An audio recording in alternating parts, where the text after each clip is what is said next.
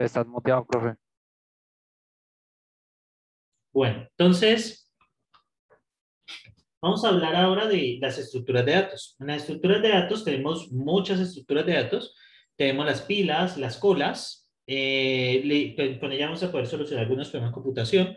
Listas enlazadas, listas doblemente enlazadas. Las tablas hash, que serían los apuntadores de objetos, y árboles con raíz, que es lo que vamos a manejar luego. Entonces, los conjuntos son fundamentales para las matemáticas como para las ciencias de la computación. El tema de las estructuras de datos, ustedes lo utilizan todo el tiempo. Utilizan arreglo, utilizan matrices, que utilizan vectores, que utilizan árboles, que utilizan... Entonces, ¿qué sucede? Entonces, esto es algo fundamental a la hora de programar y para resolver problemas. Entonces, lo que vamos a hacer es manejar estas operaciones de insertar, buscar y eliminar para manejar las estructuras. Entonces, bueno, esto por acá. Entonces, las operaciones que nosotros vamos a hacer, básicamente va a ser buscar, insertar, borrar. Podemos buscar máximo, mínimo, sucesor, predecesor, pues puede ser el siguiente elemento. Esto es como siguiente, anterior, son operaciones que nosotros tenemos. Y empezamos con la pila. Entonces la pila es una estructura de datos tipo LIFO. ¿Qué quiere decir? El último en entrar es el primero en salir. Y es donde el último elemento en ser insertado será el primero en ser borrado. Entonces, ¿qué operaciones tenemos? Crear una pila vacía, insertar y sacar, push y pop. Entonces, miren esto. Podemos arreglar la pila con un arreglo unidimensional de la siguiente manera. Entonces tenemos 10, 4 y 5. Entonces la pila tiene una capacidad limitada. Se maneja un atributo adicional llamado TOTDS que almacena el índice del arreglo donde se guarda el último valor.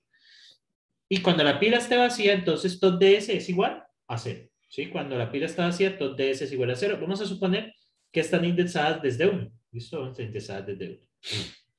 Entonces, por ejemplo, 2ds es igual a 3. O sea que el primer elemento es el 5. Entonces, vamos a ver qué sucede después de que hacemos las siguientes operaciones. Entonces, la primera operación. Entonces, la primera operación que tenemos. Push S4. Lo imprimimos acá, S4. Push S12. Lo metemos acá, o sea, aquí iría 4. Uy, ¿qué pasó? Ah, ya, 4 y aquí iría 12. Cuando ya intentamos insertar algo adicional, nos va a dar un error, por eso. Si ustedes pueden ver, overflow, que es desbordamiento de la capacidad máxima de la pila. Listo. Vamos a ver qué sucede. Cuando intentamos hacer pop es quitar un elemento. Entonces, cuando hacemos el primer pop, que está acá, cuando está el primer pop, quitamos el 5. Nos queda el top de S igual a 4. Segundo, el pop de acá y ese y acá. Si preguntamos aquí si la pila es vacía, aquí nos va a dar verdadero, aquí nos va a dar verdadero y aquí nos va a dar falso. Eso es preguntar si la pila está vacía. Y si hacemos pop, no podemos quitar un elemento de una pila vacía. Eso nos va a dar un deflow. O sea, nos va a decir, vean, no se puede hacer un deflow. Entonces, para estudiar la estructura de datos, vamos a estudiar nosotros el costo de sus operaciones. En este caso, tenemos la pila vacía, retorna true o false, push adiciona X al tope y no devuelve ningún valor. Pop de S borra el elemento que está en el top y devuelve ese valor. Miren el caso, stack empty. Pregunto por el top. Si el top de S es igual a 0, entonces retorna true. Si no, retorna false. ¿Cuál sería la complejidad computacional de ese paso? ¿Cómo lo ven ahí? ¿Cómo sería la complejidad computacional de ese paso? ¿Depende del tamaño de la pila? ¿Ustedes qué piensan?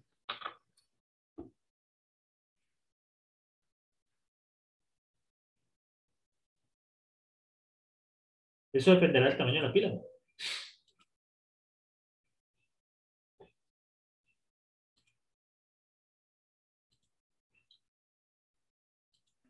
Creo que no. Esto no depende del tamaño de la pila. La pila puede ser de tamaño 100, de tamaño 1000. Solo mira el top, que es un índice. Entonces, Esto cuesta o de 1, no depende del tamaño, ¿sí? Eso siempre tiene el mismo costo. Pero es por esa razón no vale O de N, por esa razón no depende del tamaño. Porque la pila puede ser de tamaño 0 o de tamaño 1000 y no, siempre vale lo mismo. Miren este, es O de 1, tiempo constante. Bien. ¿Cuál sería, ya ahí viene la cola, cuál sería el costo de push? ¿El push qué hace? Miren acá, el push básicamente, la pila puede ser del tamaño que queramos. Por ejemplo, aquí tenemos varios elementos y el top está aquí. Entonces, ella inserta el elemento en la posición top más 1 y cambia top igual a top más 1. ¿Eso dependerá del tamaño de la pila?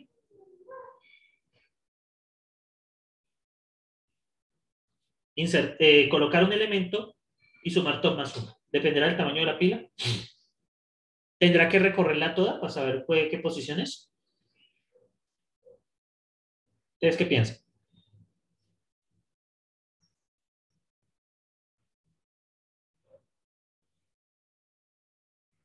Que no. No depende del tamaño de la pila. Entonces, es O de 1 también. Y pop, esto también vale O de 1. Y el pop lo que va a hacer básicamente es, coge el elemento de acá, lo borra y reduce de 1 al top. Tampoco depende del tamaño, cuesta O de 1.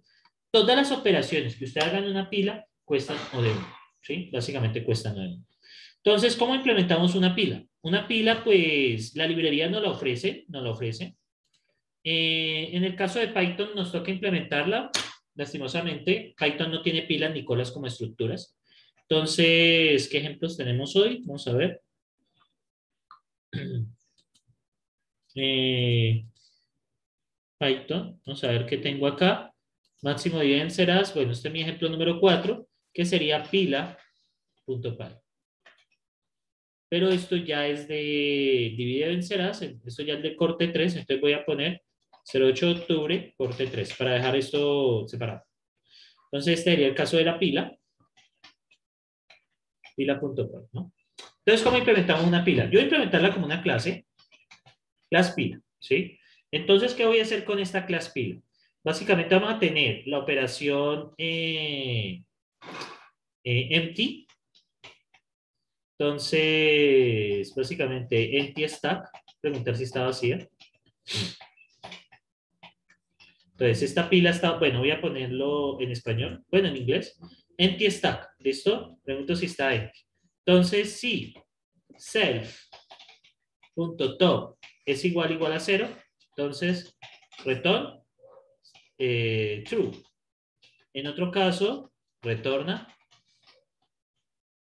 false, ¿listo? En ese caso, retorna false. Básicamente esto no tiene nada. Ah, él no acepta este guión. Así, entonces empty está. Entonces, self.top, entonces, básicamente, no sé eso. Bueno, luego acá, def, push, entonces llega un valor X. Llega un valor X. Entonces, básicamente, yo voy a intentar push.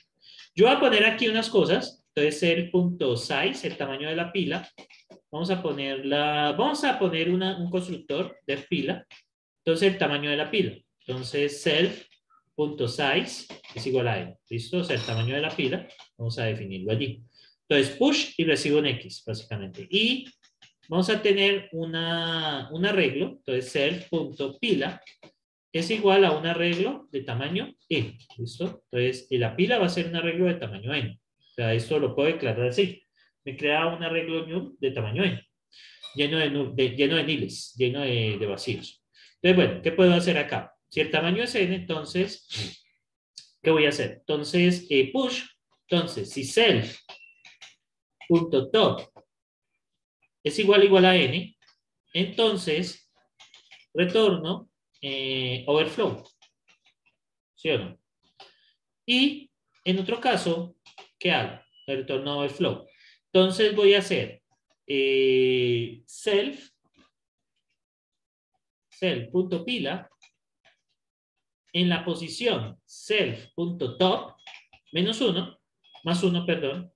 Entonces, porque menos 1, como él tiene esa característica de que esto es una posición desde 1, pero él inserta desde 0, entonces pues top menos 1 es igual a x. Y ya, eso sería todo lo que hace. Y def.pop sería básicamente Si cell.top es igual a 0, return underflow.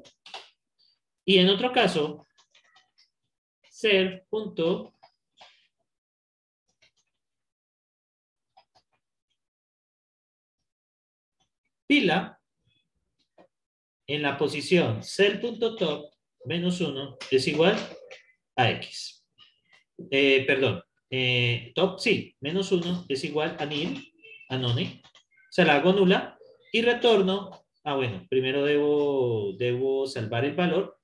Entonces A es igual a cell de top en top menos 1. O sea, salvo el valor que voy a hacer esto. Y retorno el valor de A. ¿Listo? Entonces, aquí ya tengo definido esto. ¿Sí? Ya tengo básicamente definido. Y aquí olvidé algo súper importante. Que en los objetos, en las clases, siempre recibe el self. Eso ya es de objetos del Python. Que he olvidado esto tan importante. Self, x, self. Listo, ahí ya está. ¿Listo? Ya implementé mi clase. Entonces vamos a usarla. Vamos a usar esa clase. Vamos por fuera de la clase. Entonces voy a declarar una pila igual a pila y lo voy a poner de tamaño 5. ¿Listo? Entonces pila.push 5, pila.push 4, pila.push 3 y si imprimo, miren, pila, bueno, voy a crear uno nuevo que se llame pila.pop, pila.top, entonces esto me retorna self, perdón, esto me retorna self.pila, self top menos 1, ¿listo? Eso me devolvería allí. Y este self ingresa naturalmente allí, porque es un objeto. Así se manejan los objetos los objetos en Python. Entonces, si tengo pila.top, pila.push, .pop, esto me devuelve y print quién está en el top ahora. Pila.top. ¿Listo? Y miren que me devuelve acá. Estas son las que yo voy a hacer. Entonces, py, pila, bueno, debo ir al otro directorio. Entonces, py, pila.py, y miren. Error, pila no teis argumentos, qué raro. Qué extraño. Class pila. Por aquí yo tengo el constructor. Ok, no importa. Entonces, esperen un momento, yo miro algo. Constructor, clase Python, que extraño. Eso es un objeto que instancio allí.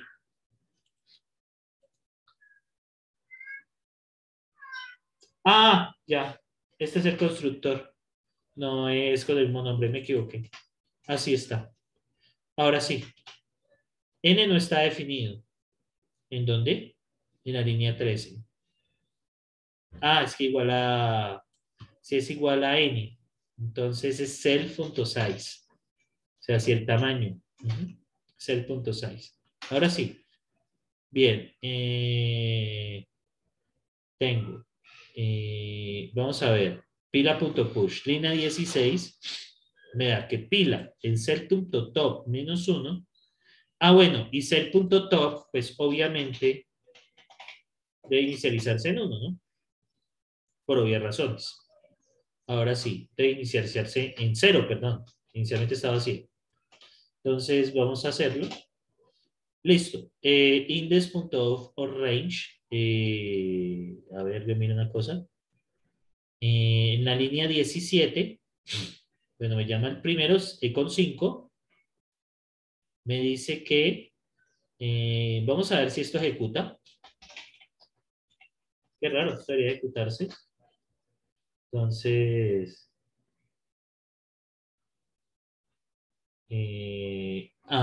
vamos a ver.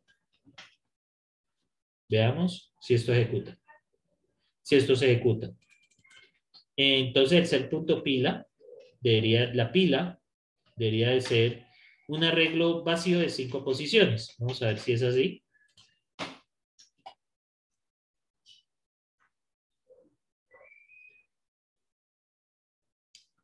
Veamos.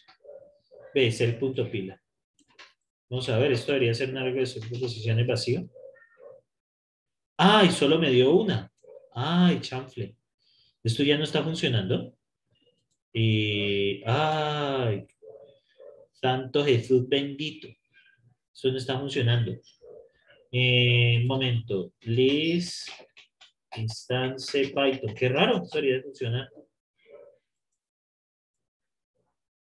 A ver. Qué raro, porque yo le ponía por 5, me hacía aquí. Voy a poner aquí no ni a ver si me lo inicializa. Ah, ahora sí. Listo. Me lo inicializa con 5, miren. Listo. Ahora sí. Entonces, pila.push. Entonces, crea una pila de tamaño 5. Listo, ya está creada. Ya está creada. Pila de tamaño 5. Entonces, básicamente, queda una pila con puros nulos. Entonces, empty stack. Entonces, top. Entonces, ahí me dice que underflow. Vamos a ver. Me dice pila.top, objeto no scalable. ¿Dónde está ese error? En la línea 35. Pero yo creé el método top. Underflow. Qué raro. Porque solamente le hice uno. Ah, claro. Hay una cosa que hace falta, muchachos. Cuando yo inserto, pues debo hacer cell.top más igual 1, ¿no? Y cuando quito, pues debo de poner cell.top, pues obviamente debo reducirle 1, ¿sí? Entonces ahora sí. Y acá, listo, el método es, llamémoslo top. Claro, porque es que acá, vamos a ver, el objeto no es scalable, no es scalable, ok, no hay problema. Entonces, ok, no hay ningún problema. Entonces, a ver, yo miro una cosa.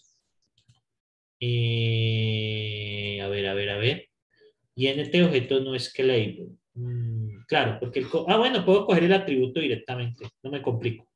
Entonces no necesito esto. Entonces, ¿cuánto está el top? Vamos a ver. 2. Y con pop me devuelve noni. Vamos a ver, ¿por qué me está devolviendo noni usted? Si yo aquí ya le estoy colocando su X. Inicialmente él comienza en 1. Ajá. Ahora sí. Él debe comenzar. Si este comienza en 0, está vacío. Si inserto. Ah, pero si él comienza en 0, no, no, está bien. Pero si comienza en 0, está vacío. Ah, ok. Debo incrementar primero y luego meterlo. Ajá. Ahora sí, incremento y luego meto. Ahora sí ya dio. Entonces, pila.pop, pues sería entonces la posición 2, ¿no? Miren cómo va la pila. Miren la pila acá. Miren cómo va evolucionando. Miren, 5, 4, none, none. Vamos a mirar la pila cómo va evolucionando. Miren acá, cuando meto el 5, cuando meto el 4, cuando meto el 3, miren. Miren acá. Primero, 5 solo. Luego, 5, 4. Luego, meto el 3. Meto el 3, que sería entonces acá. Miren acá. 5, 4, 3, que sería acá. Luego, le quito un elemento y lo devuelvo, que es 3. Y luego, 5, 4, none. Voy a hacer otro pop, pila.pop. Y miren, print pila.pila. Y pila.pila. Y observen. Entonces acá, a ver, en la línea ASPO, no pip. Entonces, como ustedes pueden ver, miren, quito, inserto, luego quito, luego puedo volver a insertar si quiero. Miren, pila.push. Todas estas operaciones me cuestan no de 1. Y tiene la característica de que el primero en entrar sea el primero en salir. Entonces, print pila.pila. Entonces, miren acá, 5340, ¿sí? 5340. Entonces, estas operaciones, como ustedes pueden ver, pues son asociadas a la pila, ¿sí? Son asociadas a la pila. Entonces, bueno, esta es la esto. Entonces, de acuerdo a eso, Si yo tengo una pila inicial de este estilo, tengo una pila inicial, por ejemplo, con estos valores.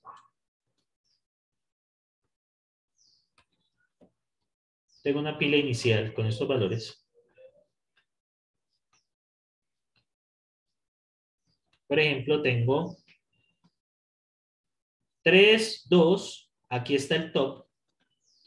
Si hago pop, si hago push de 5, push de 7, push de 9, pop, pop, push de 10. Esta es la primera, la segunda, la tercera, la cuarta, la quinta, la sexta, la séptima. ¿Cuál sería el estado de la pila después de realizar esas operaciones? Entonces, me lo escriben allí en el chat. Les doy unos minuticos. ¿Cuál sería el estado de la pila después de realizar estas operaciones?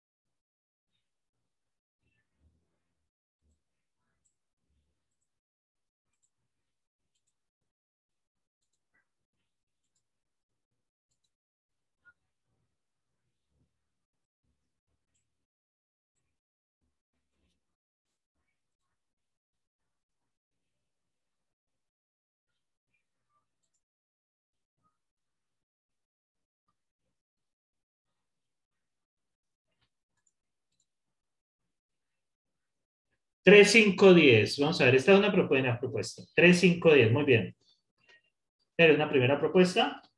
¿Alguna propuesta más, muchachos?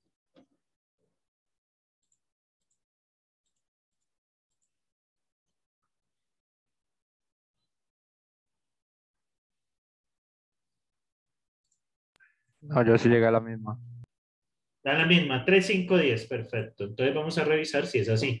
Si hacemos pop, nos queda 3.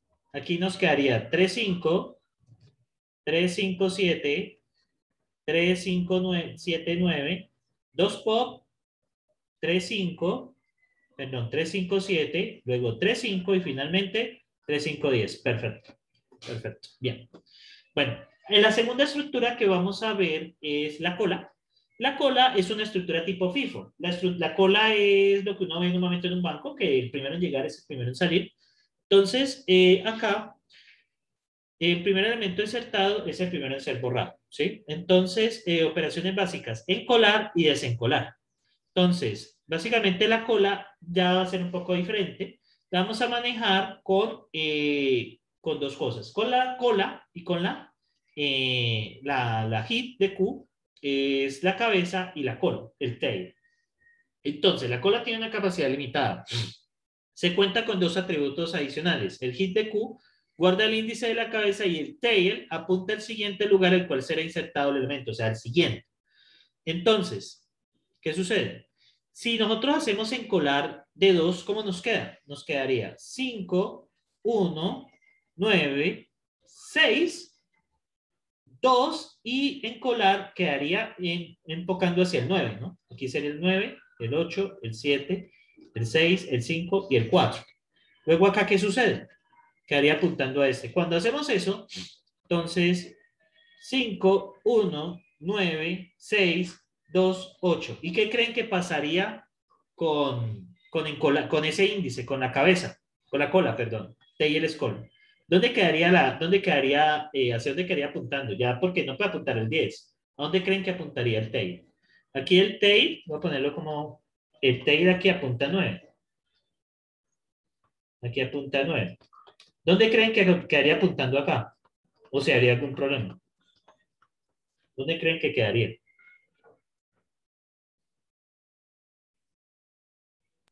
En ninguna parte. Pídelo Daría bien. un overflow. Pero, ¿qué pasa con este espacio? ¿Será que estos espacios no los podremos utilizar el de 1, 2, 3? ¿Ustedes qué piensan? Es que entonces sería el principio de la web. ¿Quedaría en uno? Quedaría en 1, sí. Lo que pasa es que tiene que ser una estructura circular. ¿Por qué? Porque si yo quito este 5, que es el primero, debe quedar aquí el hit. O sea, eso va, hagan en cuenta que es como que va corriendo alrededor de un círculo. ¿Sí? El arreglo, ustedes lo pueden ver como un círculo. Donde aquí está la posición 0 y básicamente la cola, hagan de cuenta que es como un gusanito que mantiene rondando por acá. Eso es la estructura cola. La cola es como un gusanito que va alrededor de eso. Es como el juego del gusanito que se va moviendo. Y miren acá, quedaría tail Q1 y aquí quedaría entonces el siguiente sería 5, 1, 9, 6, 2, 8. Aquí el tail de Q es igual a 2. Y aquí quedaría el 3, quedaría al principio. Quedaría el 3 y quedarían dos espacios vacíos. ¿Sí? Eso pasaría en ese caso. Como cuando vamos a hacer desencolar, o sea, tenemos encolar y desencolar. Si esto es encolar, y bueno, si se llega al final del arreglo, se intenta insertar en la posición 1. Y miren, ¿cuándo se sabe que la cola está llena? ¿En qué momento que sabrá que la cola está llena? ¿Ustedes cómo se darán cuenta de eso? Que la cola está llena. ¿Cuándo se darán cuenta que la cola está llena? Nos faltan dos números. ¿Qué tiene que cumplirse para que la cola esté llena? Cuando tail sea igual a head. Cuando tail sea igual a g. Y ya, ahí la cola está llena. Entonces, T exactamente está llena. ¿Y cuándo nos damos cuenta que está vacía? Cuando son iguales a 1. ¿Sí? Cuando son iguales a 1, básicamente. Y ahí se inicializa. Entonces, ¿cuánto nos costaría encolar y desencolar? Básicamente, todos estos algoritmos nos van a costar O de 1. Las operaciones en pilas y en colas cuestan O de 1. ¿Sí? No hay más que hacer. Nos cuestan O de 1. Entonces, acá vamos a implementar la cola. Entonces, vamos a implementar la cola. Cola.py. Entonces, class cola. Entonces, cola que nos ofrece el método init, que recibe el tamaño de la cola. Decimos el tamaño de la cola. Entonces tenemos self.hit igual a 1, self.tail igual a 1. ¿Sí? Básicamente. Self.cola es igual a un arreglo lleno de nones por el tamaño. ¿Listo? Y ahí no necesitamos nada más por ahora. Tenemos en colar self y recibimos un objeto X. Básicamente, ¿qué hacemos? Mientras, si tenemos, si el self.hit es igual a self.tail, ¿podremos insertar? Si son iguales. ¿Ustedes qué opinan? Si estos dos índices son iguales, ¿será que podemos insertar o no? ¿Ustedes qué opinan ahí? ¿Será que podemos insertar naturalmente con naturalidad? Mm, no, yo creo que no. No, no podemos hacerlo. Entonces, como no podemos hacerlo, entonces, básicamente return, esto es un overflow, ¿sí? Porque no podemos. En otro caso, si intentamos encolar, bueno, y tiene que haber otra condición, ¿no? Lo he olvidado. And cell.hit debe ser distinto que 0, ¿no? Debe ser igual a 0. Debe ser distinto que 0. Porque si son iguales a 0, pues podemos hacerlo. Entonces, si son, porque al principio, perdón, iguales a 1, porque ellos arrancan en 1, ¿sí? Inicialmente. Si no, nos va a dar siempre que no se puede. Y ahora, Si no, entonces, si eso no hay problema con eso, ¿qué hacemos? Básicamente, insertamos el elemento en la posición, entonces sería self.cola en la posición self.head, o sea, la cola, igual a X, y self.tail lo incrementamos en 1. ¿Listo? Este tenemos que reducirle en 1. Este tenemos que reducirle en 1 porque por la indexación. Esta es la corrección de la indexación. Bueno, ahí estamos. Incrementamos en 1. Luego tenemos desencolar. Y desencolar, no, básicamente, sí. Cell.head es igual a 1. Y cell.tail es igual a 1. Significa que está vacía. Entonces, return underflow. En otro caso, entonces podremos hacerlo, ¿sí? Podremos hacerlo. ¿Qué sería entonces self.tail? Ah, bueno, si estos son iguales a 1, entonces sería self.tail, self.cola, perdón, voy a guardar la variable a, self.cola, en la posición self.head menos 1, recuerden que está corrido, y lo que hago es self.cola en la posición self.head menos 1 es none, o sea, lo borro. Y en otro caso, aumento el tamaño de self.head más 1. ¿Listo? Bien, aquí hay unas cosas que hay que considerar. Entonces, si self.tail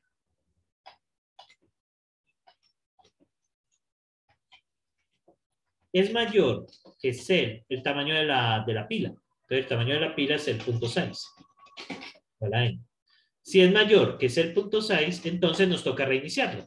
¿Sí? Nos toca dar la vuelta. Que sería self.tail es igual a 1. Y lo mismo pasaría con head, caso que desencolamos. O sea, pues básicamente, recuerden que es un círculo. Y creo que aquí ya está todo. Entonces vamos a hacer algunas operaciones. Entonces, cola es igual a cola de 5 elementos. De 5 elementos. Entonces, cola, punto. Encolar, 5, print, cola, punto, cola. Luego acá, cola, punto, enque 8, print, cola, punto, cola. Metamos otro número, cola, punto, enque, el 10, print, cola, punto, cola. Y acá entonces tenemos print, cola.pop, p.deq, desencolar, y acá print cola.cola. Y miren lo que sucede. Python cola. Bueno, Python no ha sido encontrado. Es py cola.cola. Y miren. Entonces aquí miren. 5, 8, 10. Y desencolamos, miren. None. ¿Lo ven? Básicamente none. ¿Sí? Por esa razón. Entonces, eso es lo que sucede. Eso es lo que sucede. Entonces, allí ya podemos manejar la cola. Miren que él se va corriendo, es como un gusanito. Miren que yo voy insertando, pero ya sí borro. Y si vuelvo a hacerlo, miren lo que sucede. Pone ya allí el otro none. ¿Sí? Ella lo va corriendo, miren, el 10. Ya si hago cola, punto, en QE, o sea, un 10, un 20, miren cómo queda. Imprimimos la cola. Perdón. Estaba donde no era. La pila, yo estoy en la cola. Creo que lo cerré por error. Eso no tiene como abiertos recientes. 8 de octubre, ciclo 3, cola. Entonces, aquí vamos a ejecutar esto. Py, cola.py. Y miren, obvio, porque me falta imprimirlo acá, cola.py. Entonces, si ustedes lo ven, miren, y aquí miren, se va comportando como un gusanito, y así funcionan las colas. Ustedes pueden implementar sus propias colas, ¿sí? Pueden implementar sus propias colas sin ningún problema. Bueno, entonces, de acuerdo a eso, entonces, bueno, ya aquí siguen listas enlazadas. Entonces, aquí lo que vamos a hacer es lo siguiente. Yo tengo la cola con este estado inicial. Es una cola de tamaño 6. Entonces 3, 6. Obviamente aquí está el tail y aquí está el heel. ¿Listo? Esta es la posición 1, 2, 3, 4, 5 y 6. ¿Y ahora qué voy a hacer? Voy a poner encolar como E, encolar 5, encolar 8, encolar 10, encolar 12, desencolar, desencolar y desencolar. Dígame en el estado final de la tabla, de la pila. Dígame en el estado, después de hacer esas operaciones, cuál es el estado de la cola. Adelante, muchachos. Les voy a dar unos minuticos para hacer eso.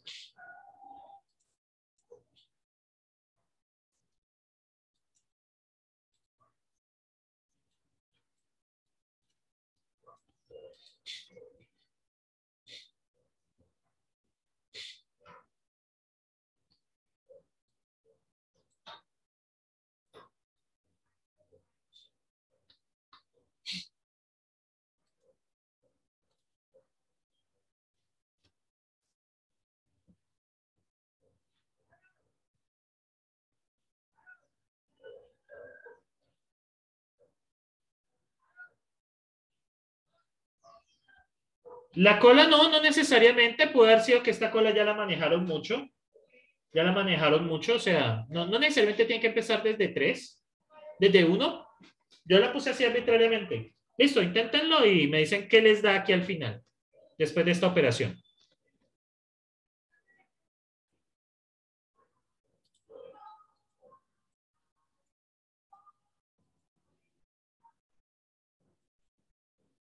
Pues por ahí creo que ya. ¿Listo? Listo. Sí, ¿Cómo le da? que la primera casilla me queda un 10, Ajá, en la segunda un 12, ajá, la tercera me queda vacía, sí, la cuarta y la quinta también me quedan vacías, sí, y en la sexta queda un 8. un 8. Listo. Primera propuesta. Listo. De momento vamos a ver si alguien más la termina. Muchas gracias. Entonces, vamos a ver si alguien más la alcanza a terminar.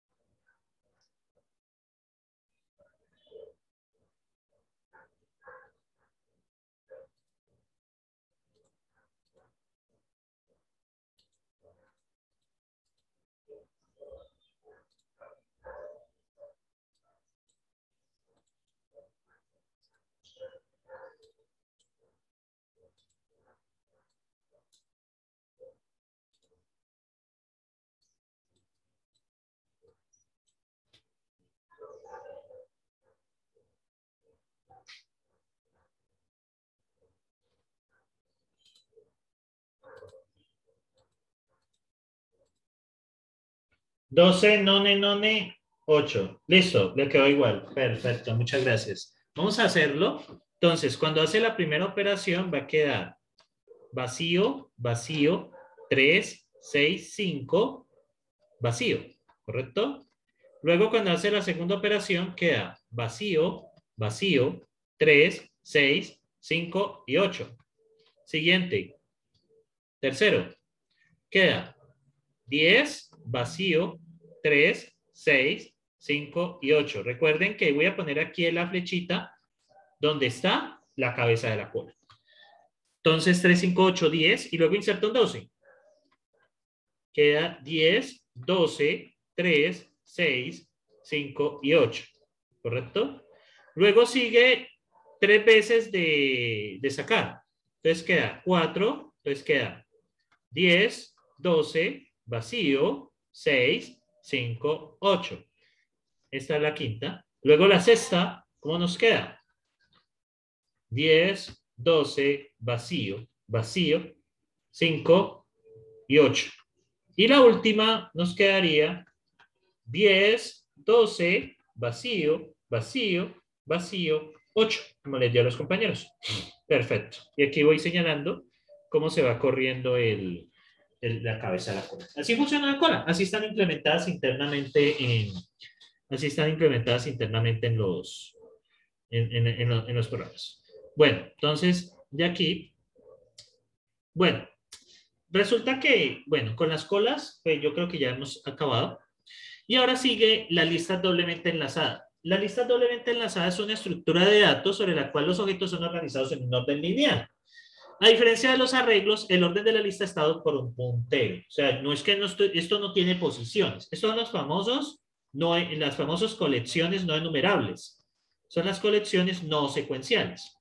¿Sí? Como los conjuntos, como los diccionarios, están conectados de esta manera. ¿Sí? No es que tengan posiciones. Esto no tiene posición 1, posición 2, posición 3, no. Sino que, bueno, tenemos la cabeza de la cola y podemos consultar de acuerdo a la clave. Podemos consultar el valor de acuerdo a la clave. ¿Sí? Entonces, ¿qué pasa? La cabeza, pues, el apuntador hacia la anterior, pues no tiene nada. Luego tenemos el apuntador hacia la siguiente y así sucesivamente. El ejemplo por defecto de esto son los lists de Python. Los lists de Python es una lista enlazada. ¿Sí? Es una lista enlazada. ¿Qué pasa con eso? Para yo acceder a un elemento dado, yo tengo que acceder a todos los elementos anteriores. Y eso es una cosa súper costosa. Pero ¿qué ventaja tiene esta lista de enlazadas? Que son flexibles. ¿Qué sucede? En el caso de los arrays, cuando ustedes, por ejemplo, en Java, dicen que yo quiero un arreglo entero de tamaño 5, ¿sí? Entero de tamaño 5, arreglo. Yo les hago una pregunta. ¿Ese arreglo podrá aumentar de tamaño? En su experiencia, ¿ustedes lo podrán incrementar de tamaño como arreglo? ¿Lo podrán incrementar de tamaño? ¿Se puede?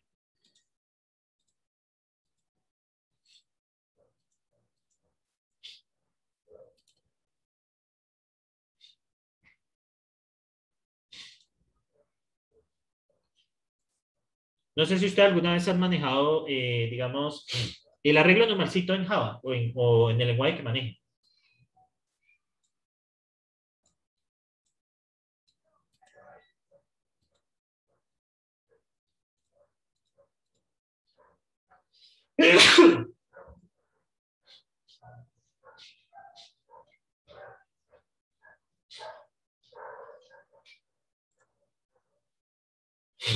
Muchachos, el problema que ustedes tienen aquí es que ustedes no pueden incrementar el tamaño de esto. O sea, esto, ustedes no le pueden incrementar el tamaño al arreglo. El arreglo es estático. Si el arreglo tiene 5 elementos, siempre va a tener 5 elementos. Pero ¿qué pasa cuando usted utilizando un vector o un array list? No sé si alguna vez los han utilizado. El vector, el array list en la programación. No sé si alguna vez ustedes lo han usado.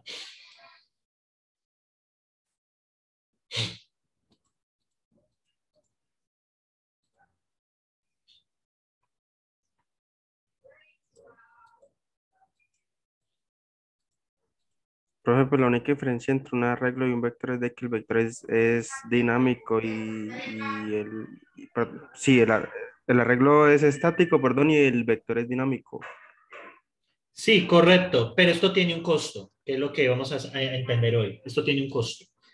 Porque resulta que yo puedo insertar muy fácilmente un elemento acá, sencillamente el último puntero y coloco el elemento acá. O sea, insertar un elemento es re fácil, ¿sí? Que es lo que nos ofrecen estos arreglos dinámicos. Pero ¿cuál es el costo? El costo es que acceder a un elemento a mí me cuesta los anteriores. Por más que el vector usted le pueda decir la posición, para él acceder a esa posición necesita recorrer todas las anteriores. Vectores y array list son costosos de buscar, ¿sí? O sea, usted necesita recorrer todo para eso. En cambio, en el arreglo es inmediato. ¿Por qué? Porque esto se arregla en memoria. Esto es la dirección de memoria más 5, más el elemento que está allí. Por eso se indexan desde cero. Cuando usted está indexando un array, ¿cierto? Usted siempre comienza desde cero. La razón para que eso exista es porque el primer elemento está ubicado en la dirección de memoria. Esto es una referencia, esto es una dirección a memoria. Y el primer elemento está ubicado ahí mismo. Entonces, para calcular la dirección del primer elemento, usted le suma 0. Por eso es que se indexa desde 0. Esa es la razón, motivo y circunstancia de por qué los arreglos comienzan desde cero. Que tiene que ver es con la direccionamiento. Pero ustedes toman este valor de aquí, el primero está en la posición de memoria. Ahora, ¿el segundo dónde está? Pues súmele 1. ¿El tercero dónde está? Súmele 2. ¿El cuarto dónde está? Súmele 3. O sea, ustedes básicamente en memoria van a tener que si este es el arreglo, en la posición, o sea, en la posición de memoria FF, digamos, que es la posición de memoria, pues FF más 0 me va a dar dónde está el primer elemento, pero FF más 1 me va a dar dónde está el segundo elemento. Y entonces, por esa razón, utilizamos estos arreglos. Estos arreglos son rapidísimos de acceder.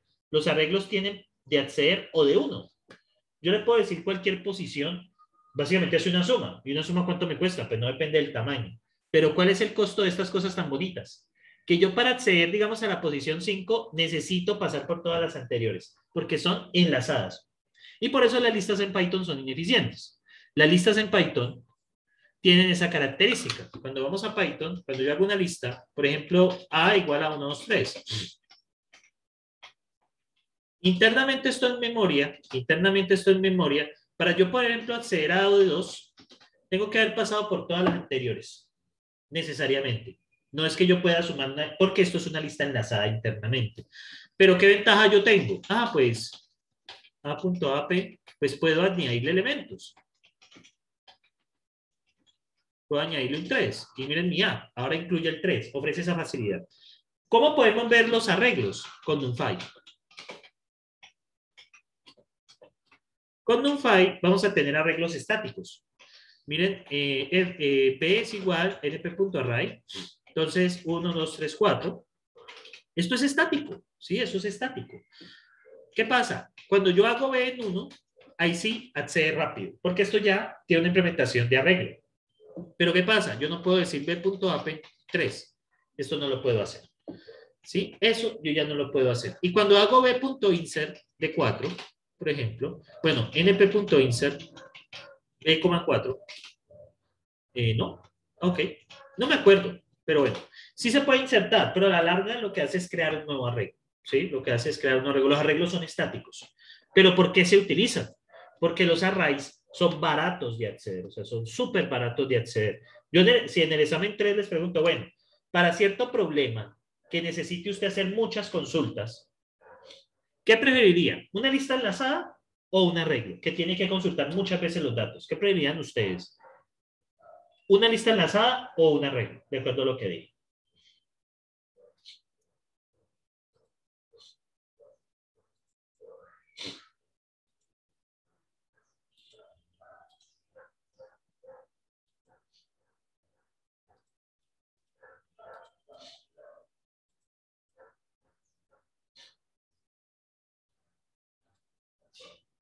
Los arreglos. Los arreglos, naturalmente. Y ahora, si usted tiene un problema donde porque eso lo podría preguntar en el parcial 3. Bueno, tengo un problema donde tengo que insertar muchos elementos en una estructura. Use lista enlazada, porque es que el arreglo para insertar toca reconstruirlo, y reconstruirlo es costoso. Me toca tomar todos los datos, construir otro arreglo de tamaño n+1 y hacerlo. O sea, insertar me cuesta n porque me toca reconstruir. Pero en el caso de aquí de insertar, pues es muy barato, ¿sí? Es demasiado barato. Entonces,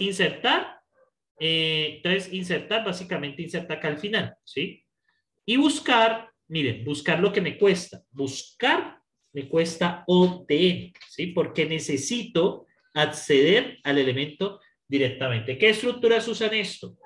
Listas, vectores, array list, que ustedes lo conocen, los famosos conjuntos, los diccionarios, que utilizan este tipo de estructura internamente. Es bastante costosa. Bueno, aquí está cómo manejarlo, básicamente. Entonces, bueno, básicamente aquí tenemos esto. No quiero entrar mucho en detalle tampoco, sino que está la idea general de esto. Esta es la idea general. Por acá hay unas cosas nuevas, que básicamente, miren esto. Entonces, básicamente, esto es una lista enlazada y básicamente, miren acá, el next, el key y el pref. Miren el primer caso. El primer caso sería que tiene, bueno, el next, Espera un momento. Ah, ya. Básicamente cuando tenemos esta estructura, que podemos ver así, aquí pues básicamente hay un 4 de clave, la siguiente clave es 16 y la última clave es 9, según ven. Entonces, ¿qué pasa acá? Acá vamos a arrancar inicialmente con esta. Miren el apuntador. El apuntador apunta a esto. Entonces, el primer elemento, el elemento anterior es vacío. El siguiente elemento es la posición 5. La posición 5 está aquí. Básicamente, es la posición 5. Me dice la posición en que está. Entonces, él me dice, mi anterior elemento es 7. Lo que es cierto. Tengo el 16, que tengo la posición anterior es 2. La posición siguiente es 2. Y así. Entonces, esto pues normalmente se representa de esta manera. ¿Sí? Como números, básicamente. Entonces, bueno, esta es otra estructura de datos. La veremos un poco más detallada cuando veamos listas enlazadas simples. Estas son por ambos lados. Y en el caso de árboles con raíz, pues tenemos que cada nodo tiene los campos P, left y right para almacenar los punteros de padre, hijo izquierdo e hijo derecho. Además se tiene el campo key. Entonces, un árbol con raíz, básicamente es eso. Tiene el padre de la raíz es nil. Tienen hijo izquierdo, hijo derecho. Y apunta lo mismo. Aquí el hijo izquierdo y el hijo derecho es nil porque pues no existe. Ese lo vamos a ver más en detalle cuando veamos árboles binarios de búsqueda. Árboles binarios de búsqueda. Bueno, nosotros ya estamos en el capítulo 10 del libro. Bueno, no quise entrar mucho en detalles con esto porque esto lo vamos a ver ahorita con listas enlazadas sencillas. Bueno, ¿qué es lo que seguiría? Entonces, vamos a guardar. Esto se volvió a bloquear. Bueno. Ay, ay, ay. El 10. Bueno, entonces ya esto sería corte 3. Entonces, guardamos acá y exportamos. Realmente esta diapositiva no tenía mayor detalles. No tenía mayores detalles. Ya las que vienen sí son interesantes. Entonces, sigue es tabla hash. Bueno, las tablas hash nos van a ayudar a optimizar la búsqueda de elementos a partir de una estrategia que se llama búsqueda por llave. Entonces, vamos a ver tablas de direccionamiento directo. Algunas tablas hash, funciones hash, vamos a tener dos. Método de división y método de multiplicación. Entonces, acá en el tabla hash, usualmente las tablas hash las vamos a utilizar en los programas. Los programas manejan una pila que es un store de información donde se almacenan las variables y sus valores. O sea, allí está la relación. Entonces, por ejemplo, este programa, x igual a 1, var igual a 1 a n, var 2 igual a 0. Miren que aquí los var iniciales. Primero, aquí hay un error, aquí esto es n. Aquí hay un n igual a 10. Aquí hay un error. Entra un n. Bueno, entra el n. Aquí mira que hay un error porque aquí debería ser, bueno, vamos a mirar eso. No hay ningún error. Sencillamente almacenamos las variables. Entonces, var 1 igual a 10, var 2 igual a 10, n igual a 10. ¿Listo? Entonces, eso nos ayuda a tener información ahora. Pero si yo quiero consultar var 2, por ejemplo, ¿qué tocaría hacer si yo quiero consultar var 2, por ejemplo? ¿Qué me tocaría hacer para encontrar la variable 2 que está aquí? ¿Qué me tocaría hacer a mí? ¿Qué creen que tendría que hacer yo? Tengo var 2, quiero el valor de var 2. ¿Qué me tocaría hacer? O el valor de n.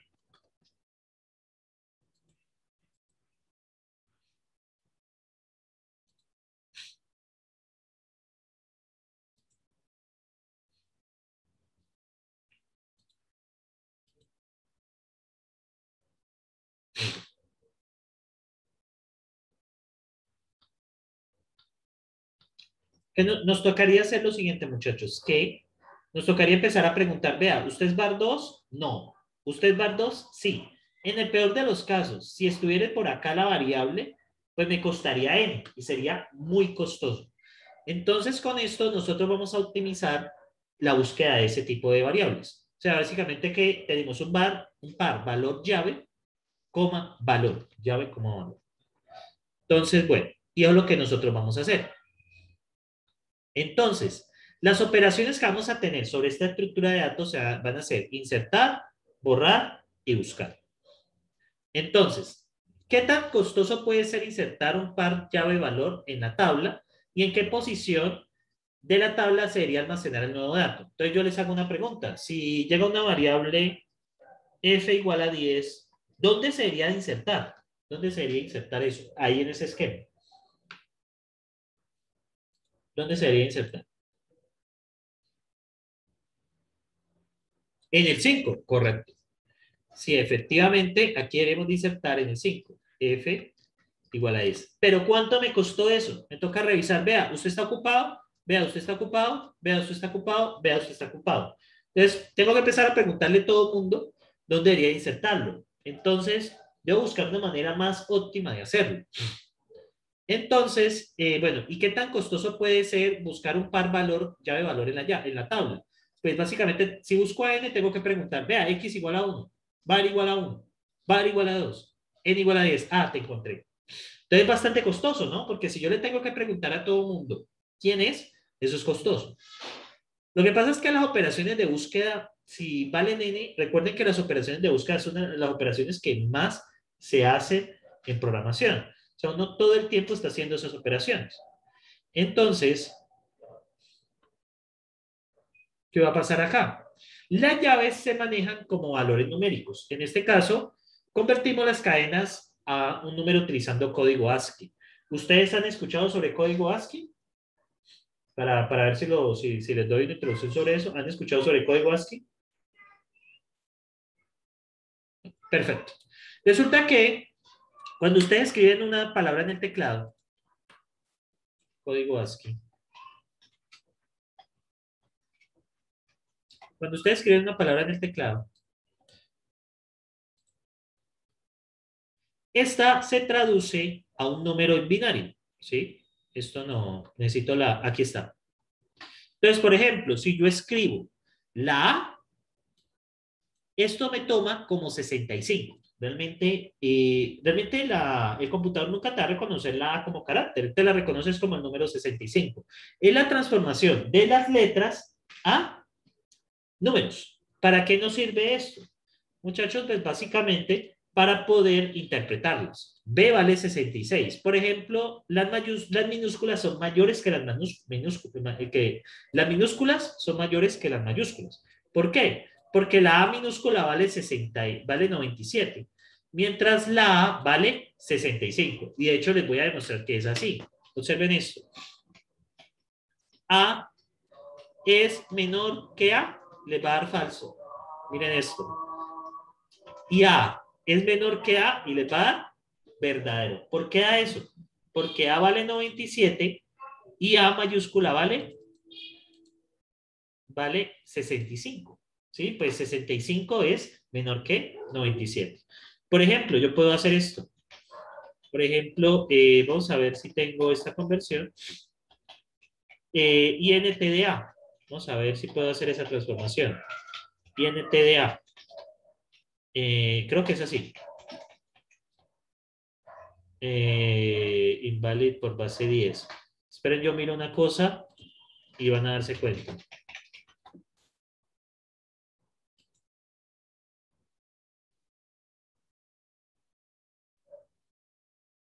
Ah, ok.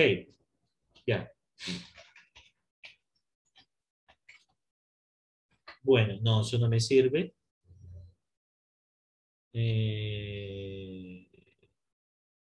Entonces, vamos a ver. Valú.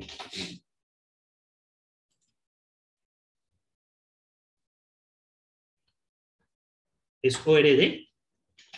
Nunca lo había hecho. Ay, sí, vea. ORD de A.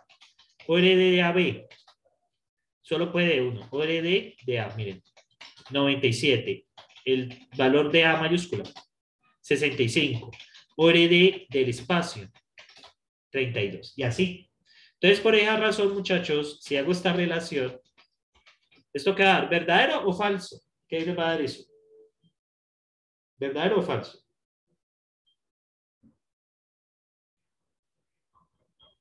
¿Qué creen allí que les va a dar?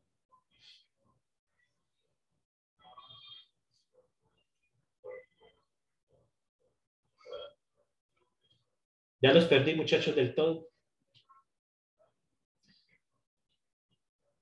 Ajá, exactamente, la verdadera. ¿Por qué? Porque 32 es menor que 65. ¿Sí? 32 es menor que 65. Exactamente, muchachos. Entonces, acá, bueno, entonces era lo que les quería mostrar. Entonces, resulta que las llaves vamos a transformarla a un número y esto va a ser de mucha utilidad. Entonces, ¿qué pasa? Para aprovechar esto, vamos a aprovechar que las llaves son numéricas y de acuerdo a eso, vamos a insertarlas. La primera estrategia se llama tabla de direccionamiento directo. Yo calculo la llave y la inserto en la posición que va. ¿Sí? Yo calculo la llave. Por ejemplo, tengo una función que me recibe un número. Por ejemplo, 505 y me da, por ejemplo, 5. ¿Sí? Entonces, me insertaría en la posición 5. Por ejemplo, si la llave es 505 o si la llave es 1001, insértemela en la posición 1. Y así. Entonces, eso es lo que yo voy a hacer. ¿Sí? Lo que vamos a empezar a hacer. Entonces, ¿qué pasa? Si yo tengo esta estrategia, el tiempo de búsqueda se me reduce muchísimo. ¿Por qué? Porque si yo tengo esta función que me calcula la posición, encontrar el valor me cuesta O de 1. Bajé de O de n a O de 1. No importa el tamaño de la tabla, sino que yo sencillamente digo la posición. Y esto se le conoce como tabla de direccionamiento directo. Cuando tenemos tabla de direccionamiento directo es directamente la posición dentro del array, lo que queremos almacenar.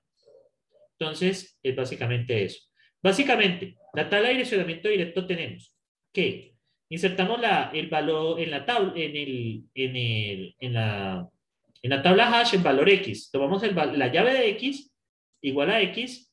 En el tablo de búsqueda, sencillamente devolvemos la posición de la llave y en caso de borrar, pues lo ponemos igual a nil. Todas estas operaciones me cuestan no de 1, sin ningún problema. Miren cómo pude reducir el problema. Ahora el problema es cómo calcular esta llave de tal manera, pues yo pueda obtener ese resultado. Entonces, bueno, estas operaciones toman O de 1. Entonces resulta que, pues aquí empieza un problema. Porque si tenemos, por ejemplo, una tabla de tamaño 10, pues yo máximamente puedo tener 10. Y yo debería tener un universo de llaves utilizadas y un universo de llaves disponibles. Pero ¿qué pasa? Cuando ya agoto el tamaño de la tabla, no puedo almacenar más información. Y eso es un problema. Entonces, bueno, esa es la tabla de direccionamiento directo. La tabla de direccionamiento directo pero realmente no tiene mucha gracia. Entonces, considere K igual a 1, 2, 3, 4, 5. Y el conjunto de llaves actuales 0, 1 hasta 9. Y las siguientes operaciones. Inserte T en 2, inserte T en 4, inserte T3, inserte T1. Pues esto me va a quedar de la siguiente manera. En la tabla hash yo voy a tener 1, 2, 3, 4. Creo que tengo hasta 5. Entonces, en la posición 2 voy a insertar, bueno, puedo hacer más grande, ¿no? Entonces, acá vamos a tener la tabla hash. La tabla hash tiene 5 posiciones, porque tiene 9 posiciones. 1, 2, 3, 4, 5, 6, 7, 8 y 9. Por acá coloco un ponchito. Y listo, inserto en 2. Inserto acá. Luego, inserto en 4. Luego, inserta en la posición 1. ¿Listo? Entonces, esta es la tabla que me queda. ¿Sí? Bueno, hasta ahora no hay más problema. Entonces, ¿ustedes cómo harían para encontrar un elemento de tamaño máximo? Encontrar el máximo aquí. ¿Cómo harían para encontrar el elemento máximo? El elemento que tenga mayor valor. Recuerden que esto es par llave valor, ¿no? Esto puede tener cualquier valor. X, Y, Z. ¿Cómo harían para encontrar este elemento de máximo valor? ¿Qué les tocaría hacer? ¿Qué les tocaría hacer?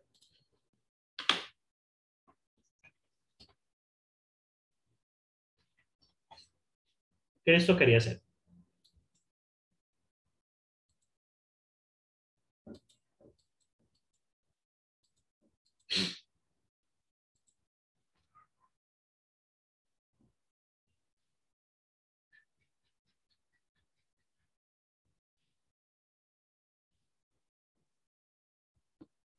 Ay, muchachos, les tocaría empezar a preguntar una por una y de allí sacar el valor. Exactamente, revisar uno por uno y ahí darse cuenta cuál sería el mayor. Efectivamente, es su complejidad, entonces sería O de N, de tablas de tamaño N. ¿Listo? Bien. Y ahora, ¿qué pasa si tuviese que almacenar 1000 datos en una tabla menor? Resulta que el universo de llaves que tuviese que almacenar 1000 datos utilizando una tabla de relacionamiento directo. ¿Qué tamaño debería tener esa tabla para almacenar esos 1000 datos?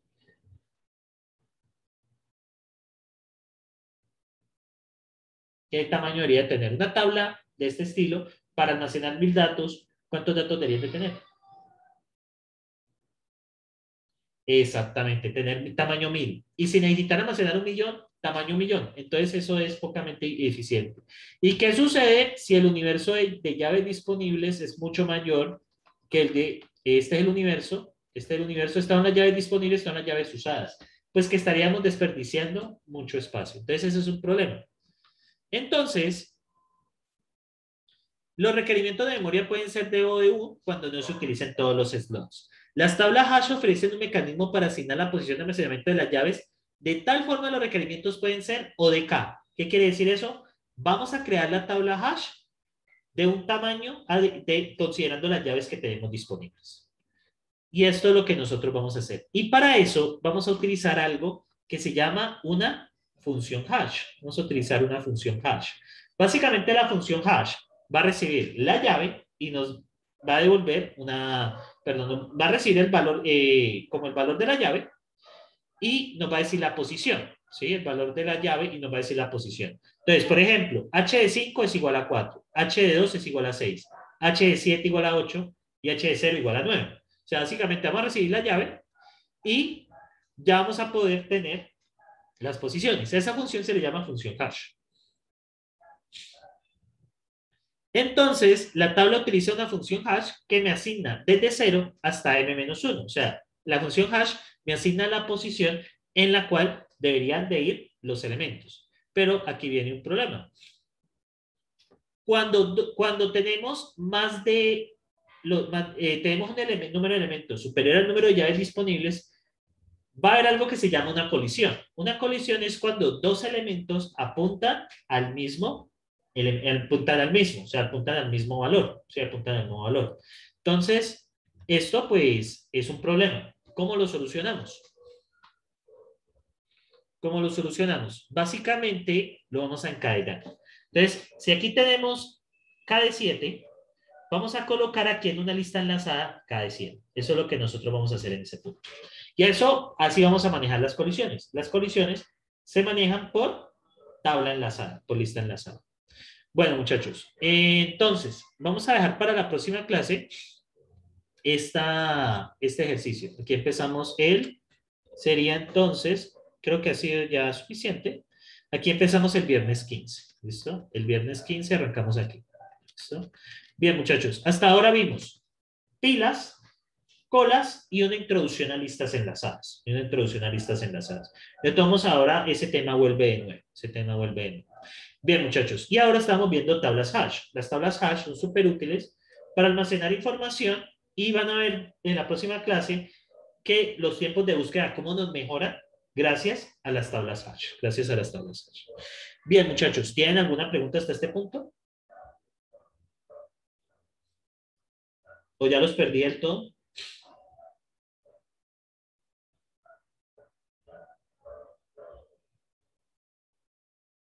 Entonces, el otro viernes continuamos con hash. El otro viernes tenemos parcial. Ah, no. Qué pena. Estoy desubicadísimo. Continuaríamos. No, porque la próxima semana es parcial. No, continuaríamos el 22. Qué pena. Sí, continuaríamos el 22. Si se había olvidado, siempre me olvida. Recuerden que la próxima semana no tenemos parcial, ¿vale? Tenemos parcial. Los materiales los encuentran en el enlace. Cualquier cosa pueden preguntar por el grupo de Telegram, alguna duda, algo que se les presente.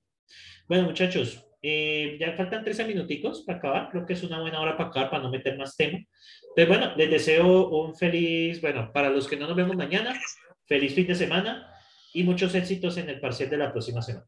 Ya saben, los temas que se incluyen sería crecimiento de funciones, relaciones de recurrencia y algoritmos de divide y vencerlas. Eso es lo que incluye.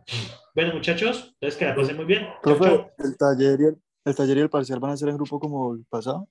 El parcial, el taller en grupo, el parcial sí no puedo asegurar nada. El parcial lo sabrán el día que lo presenten. Ya depende del diseño que le den. Listo, profe, gracias. ¿Listo? Dale. Que estén muy bien, muchachos.